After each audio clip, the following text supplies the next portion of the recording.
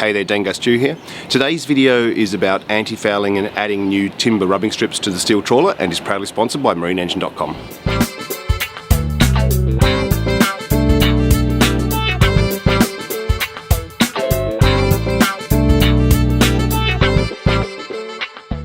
To start painting the anti-foul on, I've put some masking tape, just say, 5mm, maybe even less, above the end of the polyurethane.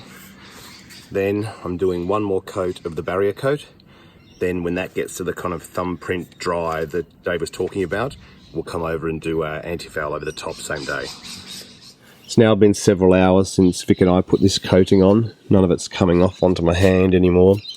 It's actually probably a little bit too dry to even leave a thumbprint, but it's only been a few hours, so let's get in and put this anti-foul on. It's funny, there's something about fresh anti-foul that always pleases people who live on the water. You just see it and go, right, there's another year done. I'm actually more excited about getting this anti-foul on than I was about the blue topsides. The anti-foul I'm using is the Altex No. 5 Plus, which should be quite good in this area. We do get a lot of barnacle growth around here, so I think this will do the trick. I got it in black. It is quite common to actually do like a lower coat of blue or something so that you know when you've worn through your top coats of anti-foul, but it was easy just to buy one big drum.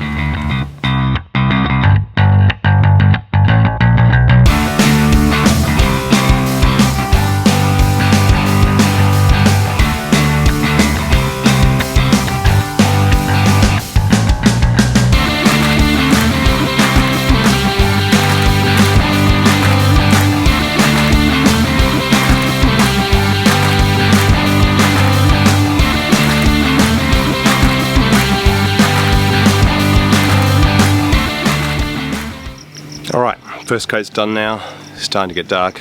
I'm going home. I'll see you in the morning.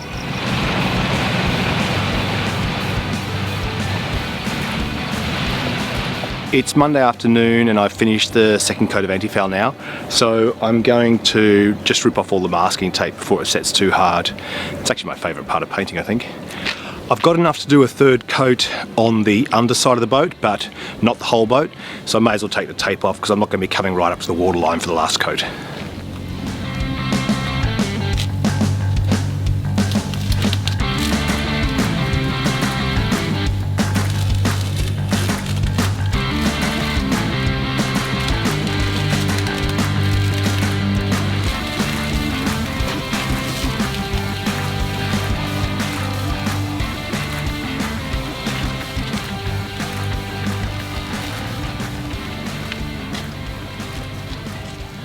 Feels like another little milestone as it gets ready to go back in the water. I am actually going to take the wet exhaust out from inside the boat. I'm leaving the transom outlet for now. I'll block it off pretty well though, don't worry about that. I also brushed some anti-foul onto the housing for the rudder post at the bottom. And here's the rudder as well. So they're both ready to go, ready to be reinstalled. Just trying to clean up on the ground a little bit. There's another boat down here that's coming up on the hard, I think this afternoon. So I'll use the trolley crane, see if I can get the gearbox on the deck. If so, at least it's out of the way.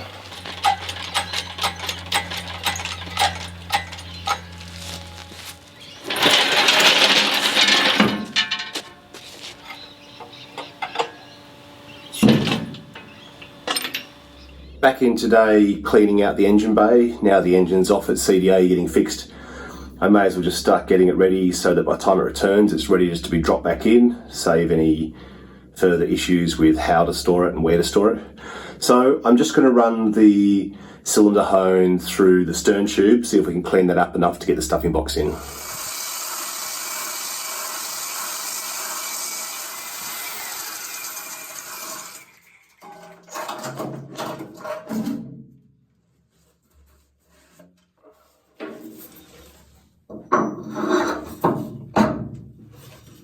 It's already quite a bit better.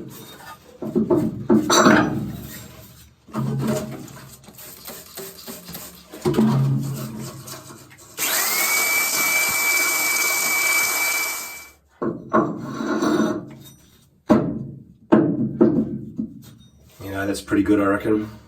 I don't want to overdo it. Alright, now I'll just give that a clean out with a bit of acetone. We'll put some phosphoric acid in there again, and then we'll eventually, once the bay's painted, we'll get the prop shaft back in, do the packing, all that kind of stuff. Here I've bought 2 sticks of timber to replace the rubbing strips on the gunnels. The original ones are a little bit rotten on the ends and have, you know, various bits of rot all along them and are covered in paint and would take quite a lot of work to get fixed up. Turns out these sticks are reasonably straight grain hardwood. Can't remember exactly what it's called. Sorry, I should have remembered. I'll find out. They flex reasonably well, and they were only $50 each. I mean, I'd probably go through $50 worth of sanding disc trying to fix those up. Just going to use the tap and die to clean all these threads out, get the paint out, then we'll start marking them up.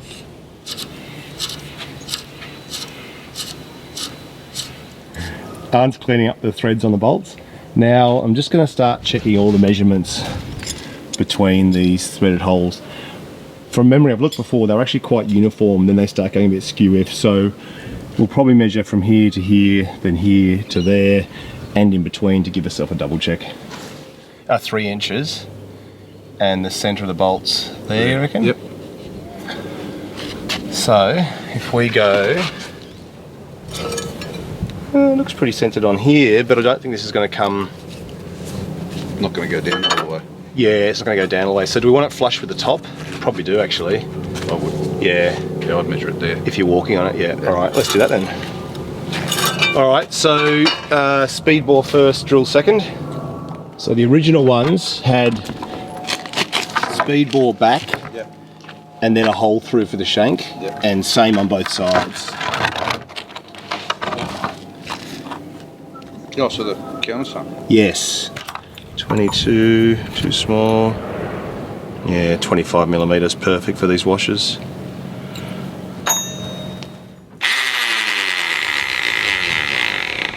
We don't want it on hammer drill, do we?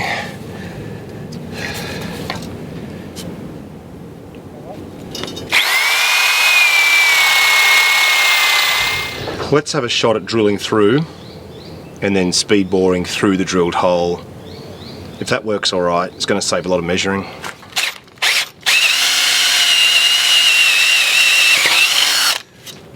So I've decided to do a speed bore, drill it through, flip it, then I'll try and speed bore the other side, even though it's drilled. We'll see how it goes. It'll just save measuring twice, measuring front and back. If it's a disaster, then it could be pretty wobbly.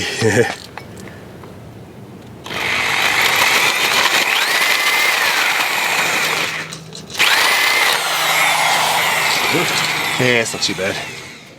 So 1526.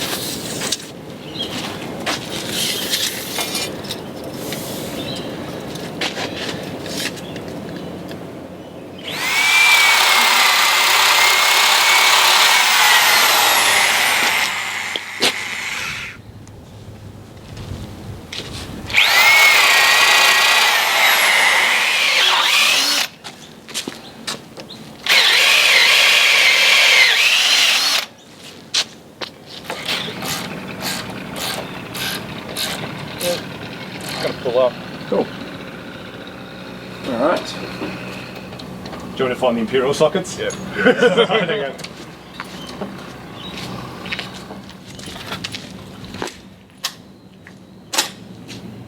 Alright. Go from the middle. I was thinking that, but it keeps curving all the way along. I reckon we're going to need to use the leverage. I reckon we should just do one at a time as we go along. Yeah. Because you look here, there's actually quite a curve from here to there. There's actually quite a curve. Right, let's see.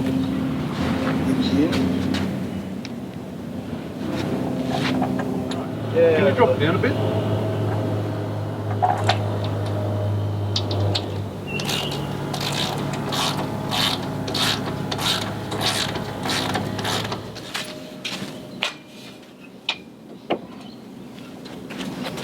A little bit. And we'll just get those first and then we'll do a sideways push.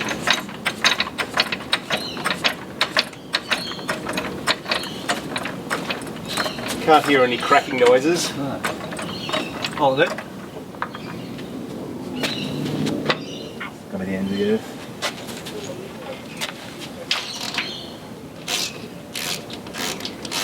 All the washers are bent anyway, so Yeah, it's going to squish them.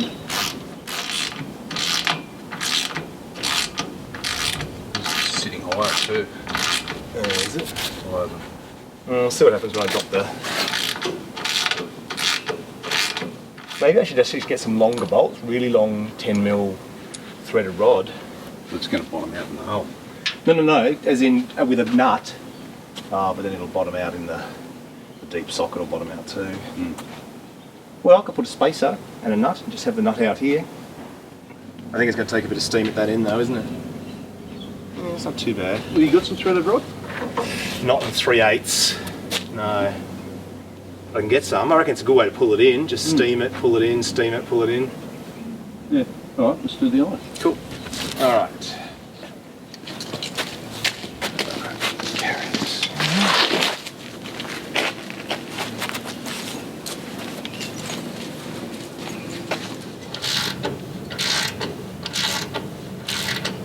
I might run a plane, just give it a little bevel on the edge too.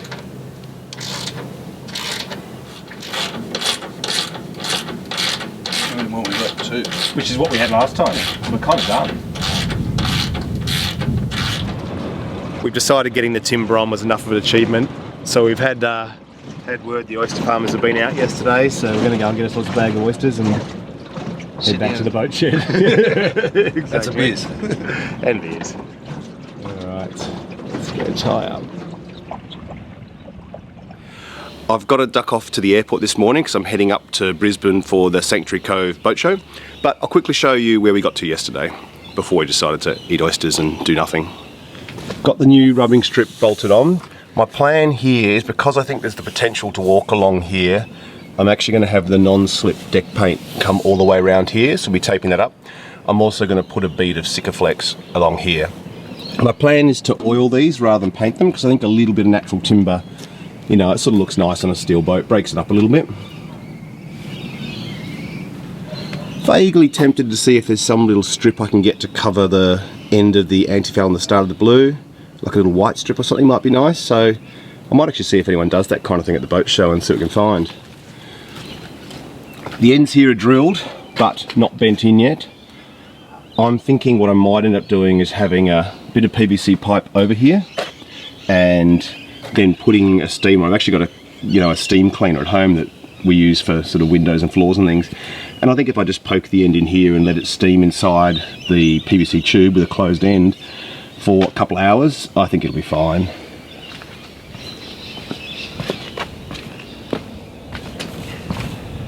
Got a little bit of my ballast weight on here just to pull this one down a bit. It's actually sitting exactly where it needs to be, so I'm tempted to maybe actually just take one off, given I'm going to be away for a while. I don't want to get here and have it sagged right down. Anyway, this is what it's looking like.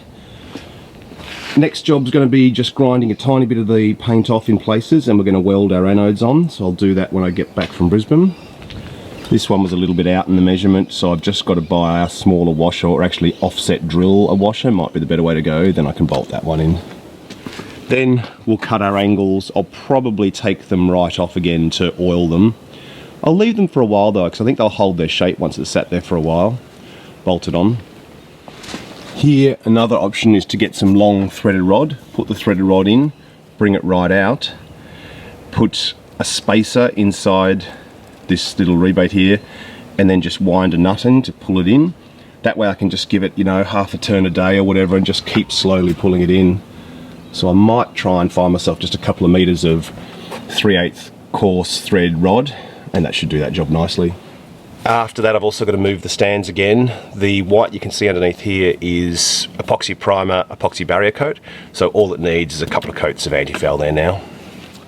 All right, I've got to head off to the airport now, so I'll get this one uploaded. I might do some filming up in Brisbane if we see some cool stuff at the boat show. I won't bore you with a big tour around or anything, but you know, there might be some cool stuff to film. Up at the show now, it's the first morning, Thursday morning. So while it's pretty quiet, I thought just go around, see what we see. Like a caravan boat, that's pretty cool. Jet skis are just getting bigger and bigger every year. You see so few black inflatable boats anymore. I actually quite like them. The white just gets so grubby so quickly. And this is better for night missions. Actually, I have been in the market for a new chopper. I should talk to them. These are the sea legs things or whatever. So you can drive the boat on land and then lift them up and go cruising. That'd be good for the island, actually.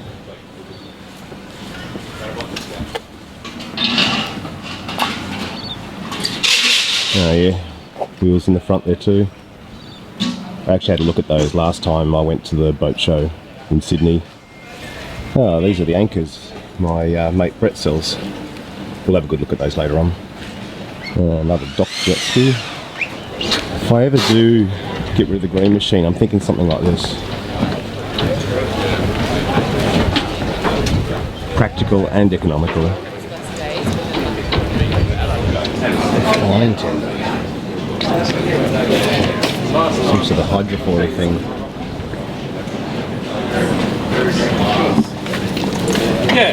When I saw this yesterday, the fin was raised, curled up around the hull.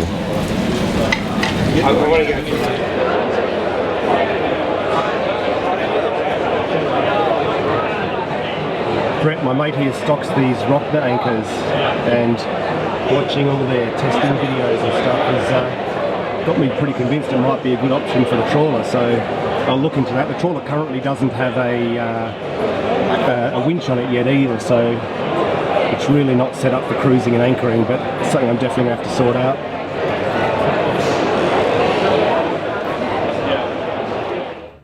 See, they've even got kangaroos at the Queensland boat show. Hello buddy, how you going?